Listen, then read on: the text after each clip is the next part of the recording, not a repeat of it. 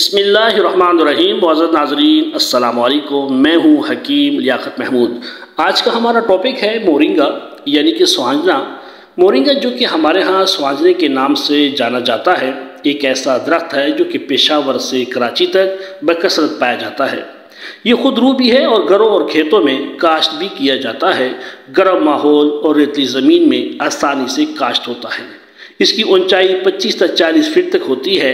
لکڑی نرم و نازک اور پھلیاں تقریباً 1 فٹ لمبی اور انگلی کے برابر موٹی ہوتی ہے۔ اس پودے کو سپر فوڈ کہا جائے تو بے جا نہ ہوگا۔ بہت سے فوائد کے ساتھ یہ ایک منفرد پودا ہے جس کے پتے، جڑیں اور پھول سبھی بہت سے فوائد رکھتے ہیں۔ ہمارے جسم کی گروتھ، ریپیئر اور تھوڑ پھوڑ کی درستگی کے لیے 9 مختلف انتہائی بنیادی امینو ایسڈز کی ضرورت ہوتی ہے۔ امینو ایسڈ ایسے آرگینک کیمیکل ہیں جو پروٹین بناتے ہیں۔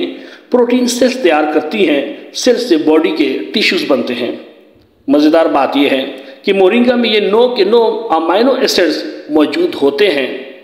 طبی فوائد کے لحاظ سے اگر دیکھا جائے تو اس میں کیلے کی نسبت 7 گنا زائد پوٹاشیم، دودھ سے 2 گنا زیادہ پروٹین اور 4 گنا زیادہ کیلشیم، مالٹے کی نسبت 7 گنا زیادہ وٹامن سی، پالک سے 25 گنا زیادہ آئرن اور انڈے سے 36 گنا زیادہ میگنیشیم ملتا ہے۔